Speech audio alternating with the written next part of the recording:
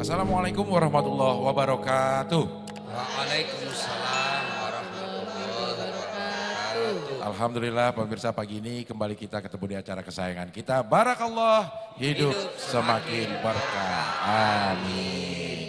Pagi ini kita ada di Masjid An-Nikmah di Citra Grand dan kita akan membahas tema tentang jaga lisanmu, selamat hidupmu. Sudah hadir di sini juga bintang tamu kita yang istimewa. Assalamualaikum Mbak Aldila. Waalaikumsalam. Apa kabar? Alhamdulillah. Waktu beberapa episode yang lalu suaminya datang ke sini. Betul, gantian. Iya, dia ngomongin bininya mulu. Astagfirullahaladzim. Tapi baik ya? Baik-baik ya, ya udah ngomongin baik-baik. Karena dia selalu menjaga lisannya katanya. Amin.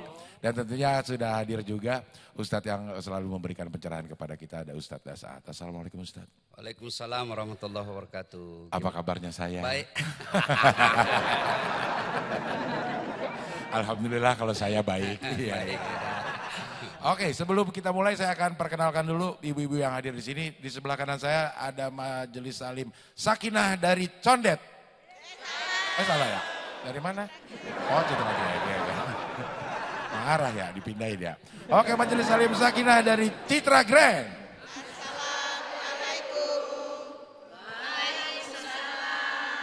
Dan yang di sebelah kiri saya ada Majelis Salim Konita juga dari Citra Grand.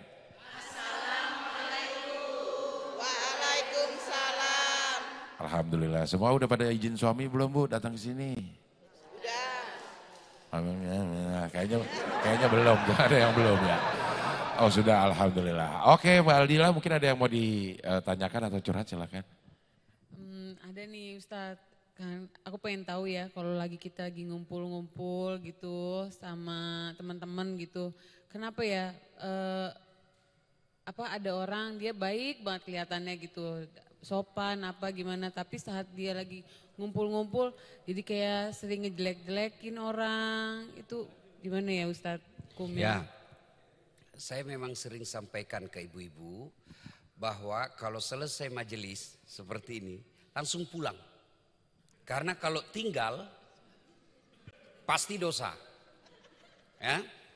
Dan siapa yang duluan pulang itulah yang jadi korban gosip. Iya kan? Jadi dengar ceramahnya 30 menit, gosipnya 1 jam. Dan memang itu kelemahannya perempuan. Maka setan memainkan di situ. Ada perempuan kadangkala alasannya, Ustadz kan benar yang saya sampaikan. Memang gitu sifatnya Ustadz. Justru benarnya namanya gibah. Salah namanya fitnah. Contoh, datanglah seorang sahabat menghadap kepada Umar bin Khattab. Waktu itu sebagai presiden. Dan sahabat ini berkata kepada Umar, ya Amiral Mukminin, tetangga saya lelaki yang baik, agamanya baik, soleh, calon istrinya mantan itu, ngerti kan?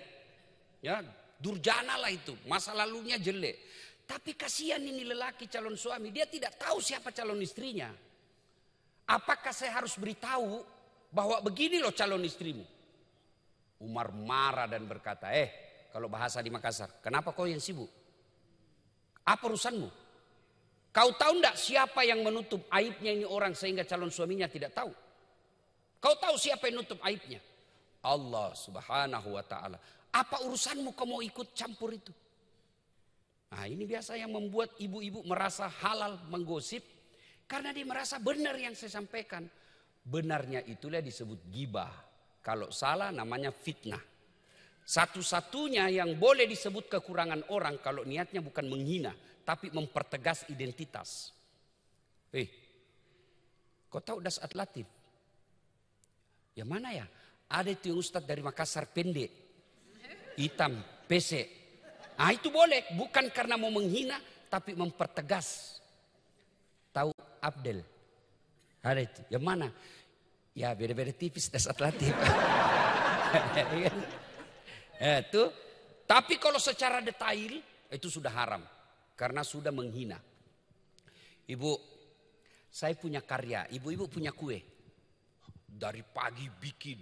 Kemarin beli tepung, beli pisang ke pasar sampai capek. Hari ini bikin, sore jadi. Lalu datang tetangga, dia cicipi.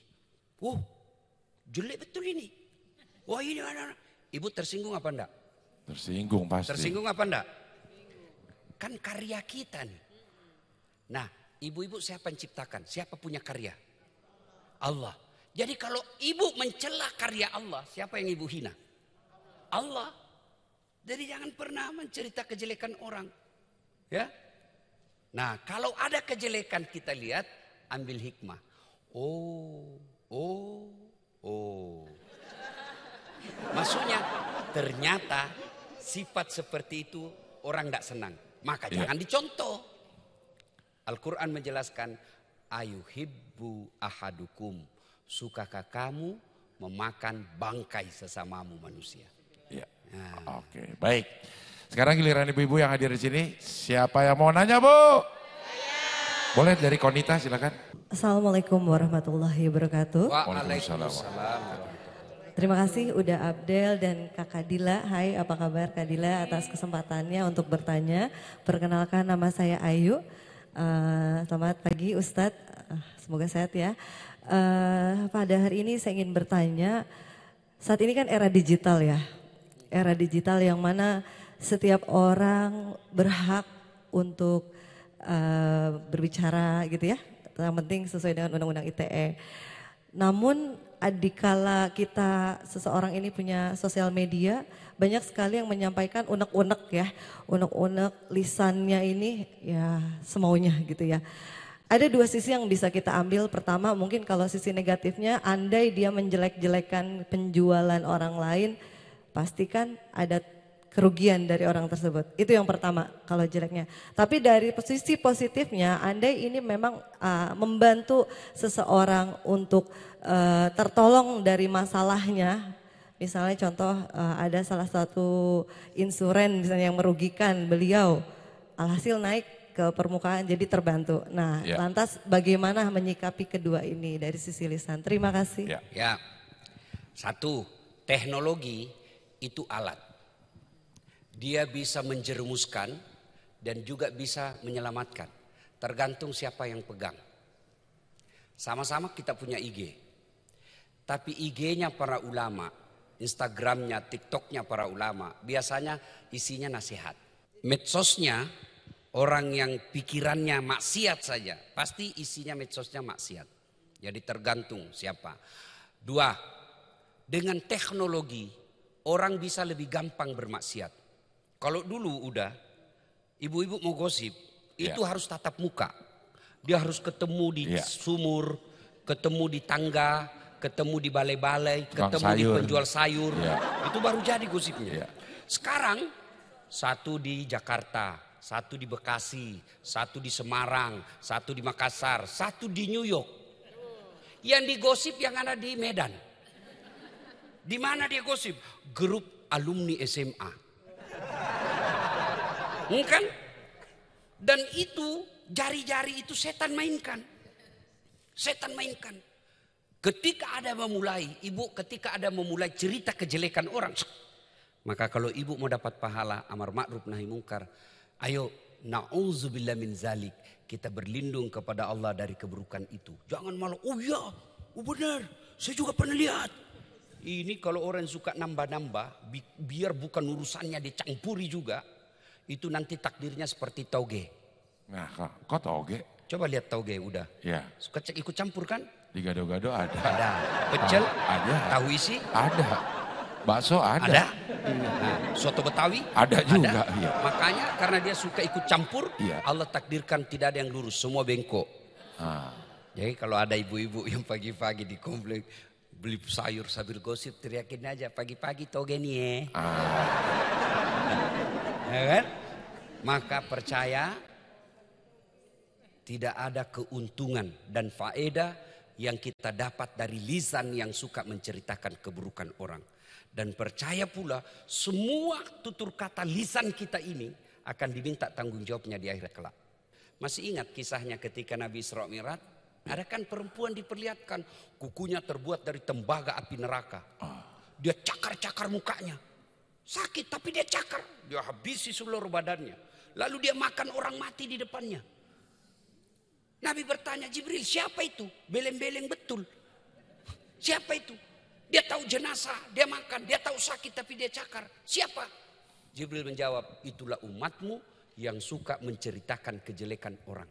Nah, kalau kasus tadi seperti asuransi, kita takut nih orang, saya sudah jadi korban. Saya sudah jadi korban. Saya takut ada lagi korban di komplek ini. Maka boleh saya menceritakannya.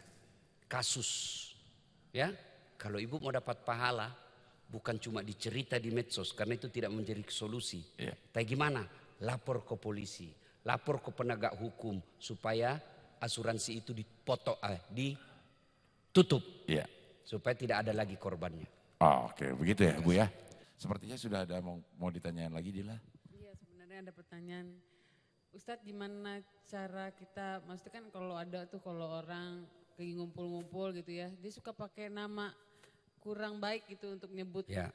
Terus apalagi kan kita pengennya ngejaga lisan kita juga, gimana cara biar kita ngejaga lisan kita. Baik, itu jelas dalam Quran hukumnya haram. Dilarang memanggil dengan sebutan yang mencela. Tidak boleh. Tidak boleh memberi gelar-gelar yang jelek. Ya, misalnya ibu bersahabat, ada ibu-ibu tinggi badannya enggak ideal, dipanggil ceper. Ibu ceper. Boleh ya. Ya. Atau kulitnya tidak glowing. Ibu panggil blacky. Itu tidak boleh, itu haram. Ya, haram. Itu jelas. Jadi kalau ibu lihat ada perkumpulan yang di dalamnya saling menghina, ibu mau selamat tinggalkan. Ibu tahu ketika Rasulullah hijrah dari Mekah ke Madinah, tuh ada 5 wasiat Nabi yang diberikan kepada sahabat. Jaga baik-baik ini. Satu di antaranya, ahsin kalamak. Haluskan, jaga, pelihara lisanmu. Haluskan tutur katamu. Jadi orang yang memelihara lisannya, insya Allah bukan cuma selamat di dunia, selamat di akhirat. Kok selamat di dunia? Coba kalau ibu kasar. Ngomongnya menghina orang. Ngomongnya nyakitin orang. Yang disakitin lapor ke polisi. Ibu dapat hukum pidana. Ya kan? Nah, di akhirat ibu yang ibu sakiti itu, kalau dia tidak maafkan ibu, berperkara lagi tuh di akhirat. Kan Nabi pernah jelaskan, ada orang datang di store puasanya, ya Allah ini puasaku. Datang tetangganya, tunggu dulu. Saya pernah bertetangga di Citra Grand. Ya, saya difitnah. Katanya anakku yang lurus rambutnya bukan anaknya suami saya. Karena suamiku keriting rambutnya. Dia tidak tahu anaknya lurus rambutnya karena sudah direbonding. Iya. Oh, gara-gara fitnahnya satu kompleks saya malu. Akhirnya ku tinggalkan komplek itu. Ku jual rumahku, kasihan. Ku tinggalkan gara-gara fitnah itu. Saya minta keadilan. Lalu Allah berfirman, ya sudah kalau gitu. Ambil dia punya sholat 30 tahun. Sudah habis tuh pahala sholatnya. Destor lagi hajinya, ya Allah ini hajiku. Datang lagi tetangganya, tunggu dulu. Saya juga pernah difitnah itu di tetangga itu. Kenapa? Katanya mobilnya suamiku hasil korupsi. Mana bisa Satpol PP bisa beli mobil.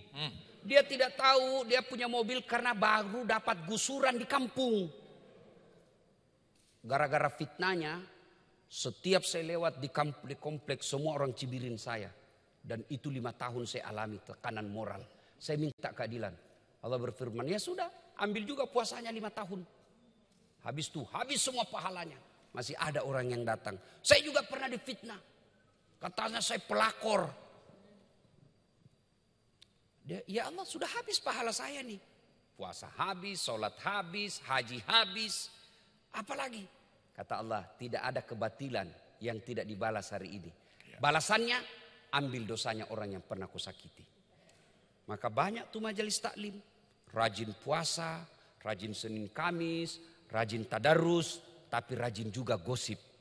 Dia tidak bisa pelihara lisannya. Akhirnya apa? Habis tuh pahala-pahalanya nanti diambil oleh orang-orang yang digosipin. Maka kalau ibu digosipin jangan balas. Ibu digosip, ambil hikmah. Oh, saya ambil pahalamu nanti. Ustadz, Kenapa? Dia benci kau itu di sana. Kenapa kau bilang dibenci? Dia cerita jelekmu. Oh dia sayang saya itu. Ah masa sih Ustaz? Pahalanya nanti si ambil. Dosaku diambil. Ya, ya. Maka ibu, kalau ibu gosip orang, itu sama ibu kasih salatnya ibu ke dia. Maka berhenti. Caranya berhenti, begitu dia mulai.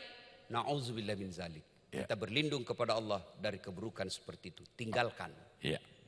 Oke, baik. Ibu-ibu masih ada yang mau nanya, Bu? Tadi udah dari Konita udah ya. Sekarang silakan dari Sakina. Bismillahirrahmanirrahim. Assalamualaikum Ustadz. Waalaikumsalam warahmatullahi wabarakatuh. Perkenalkan saya Islahi Nasiah dari Majelis Taklim Sakina Citra Grand Cibubur. Begini Ustadz, di komunitas saya ada seseorang yang julid, jutek, reseh gitu. Sampai akhirnya... Tapi tidak ada di sini Bu ya? Ada sih tapi Bukan, alhamdulillah ini soleha-soleha semua Ustadz. Iya. Ya, ya. Sampai banyak orang yang komplain tentang sikapnya orang ini, akhirnya ngomongin kelakuannya dia. Yang Ya. saya mau tanyakan, apakah itu termasuk gibah? Karena banyak yang sebel sama Merasa, orang ya. ini. Ya. Oke. Dan satu lagi, bagaimana sikap kita kepada orang itu? Ya. Ya. Syukron kasiron Ustadz. Wa iyakum. Terima kasih banyak. Bu, kalau dia jahat, lalu kita mengikuti kejahatannya, apa bedanya kita? Sama aja. Ya sama. Mungkin dia jahat karena dia tidak pernah ikut majelis. Sehingga kebodohannya itulah sehingga dia sifat seperti itu. Tapi kan aneh. Ada orang 4 majelisnya. Tiap bulan 4 kali dengar ceramah. Tapi kok sifatnya tidak bisa berubah. Dia malah seperti aja orang yang tidak pernah majelis. Rugi Bu, rugi waktu. Maka kalau dia jahat jangan ikuti kejahatannya. Cukup. Oh begini rupanya sifatnya ini orang. Semua orang ceritain jelek. Oh berarti jelek sifat begini. Jangan dicontoh. Ya, jangan dicontoh. Jangan pula ibu menyebarkan, ikut-ikut menyebarkan keburukannya dia. Kalau ibu mau dapat pahala, amar ma'ruf nahi mungkar. Gimana caranya? Datangi dia, sampaikan. Sudah sampaikan, ternyata wah ngamuk dia. Sudah, enggak usah ibu pedilu. Cara pertanyaan kedua, kalau sudah begitu bagaimana menyikapinya? Ya jauhi, hindari. Bukan karena kita sombong dan membatasi diri, tapi kita ingin terhindar dari mudarat yang jauh lebih besar. Tidak memutus silaturahmi juga. Tidak memutus silaturahmi ya. Karena kita tahu bahwa ini kalau saya bisa terpengaruh saya hindari. Ya. Ya. Begitu Ibu. Oke, masih ada kesempatan ternyata untuk ibu-ibu bertanya. Siapa lagi yang mau nanya Bu? Dari Konita silakan. Bismillahirrahmanirrahim. Assalamualaikum warahmatullahi wabarakatuh Pak Ustadz. Waalaikumsalam warahmatullahi wabarakatuh. Perkenalkan saya Lia dari Majelis Taklim Konita Citra Grand Cibubur. Seperti yang kita ketahui di lingkungan sekitar sudah pasti banyak orang yang suka dan tidak suka dengan kita. Bagaimana caranya kita menghadapi mereka yang tidak suka dengan kita, serta kita bersikap sabar tidak terpancing karena mereka memang membicarakan kita juga, gibah dan lain-lainnya. Jadi kita mendengar apa yang mereka bicarakan mengenai kita. Jadi kita harus bagaimana, apakah kita sabarnya seperti apa, emosi kita harus bagaimana menghadapinya itu Ustaz. Terima kasih. Wassalamualaikum. Terima kasih Bu. Percayalah bahwa kita sangat sulit menilai diri. Biasa kita pikir benar, tak taunya orang salah. Maka perlu ada sahabat. Sahabat yang seperti Umar bin Khattab. Salah-salah baik-baik. Jadi saya biasa ya, ini pribadi saya. Kalau saya dengar selentingan, itu saya tanya ke orang. Saya dapat, aduh ini cerita-cerita gak enak saya dengar. Menurutmu benar gak itu cerita? Kau jujur ya, jangan cari muka. Oh benar, iya ini. Maka saya harus memperbaiki diri. Ya. Nah yang kedua, kalau ibu yakin ternyata apa yang ibu lakukan itu baik. Tapi banyak rumor, banyak ini yang celah. Itu yang cerita itu setan dalam bentuk manusia. Maka jangan ibu berhenti, kendor melakukan kebaikan. Terus saja lakukan kebaikan. Yang penting kita yakin kita baik. Tidak ada hidup ini yang lepas dari koreksi. Tidak ada hidup ini yang lepas dari gosipnya orang. Yang penting kita yakin baik, jalan saja. Capek kalau ibu melakukan kebaikan, mencari citra. Mencari apresiasi sama manusia. Itulah sebabnya setiap sholat ada doa yang diajarkan kita. Inna sholati wa nusuki wa mahyaya wa mamati lillahi rabbil alamin. Ibu lakukan aja atas nama Allah. Mau orang jelek cerita, tidak ada urusan. Yang saya cari ridha Allah. Suami suka ngomel, suka marah-marah. Ibu jangan stres. Kenapa? Saya bukan cari muka sama suami saya. Saya mencari ridha Allah. Ya, baik. Tapi ibu-ibu di sini sih nggak ada yang pencitraan ya Bu ya, karena udah punya citra grand. Mau cari yang indah-indah ke Citra Indah sana ya. Tapi kalau mau cari harapan pergi ke Bekasi Bu, karena di sana kota sejuta harapan. Ada Harapan Indah, Harapan Jaya, Harapan Square. Di ujung-ujungnya ada Harapan Kosong. Oke baik, terima kasih Dila sudah hadir di sini. Mudah-mudahan bisa mampir lagi di sini. Ustaz terima kasih untuk pencerahannya. Ibu-ibu juga mudah-mudahan semua selamat sampai rumah nanti masing-masing ya.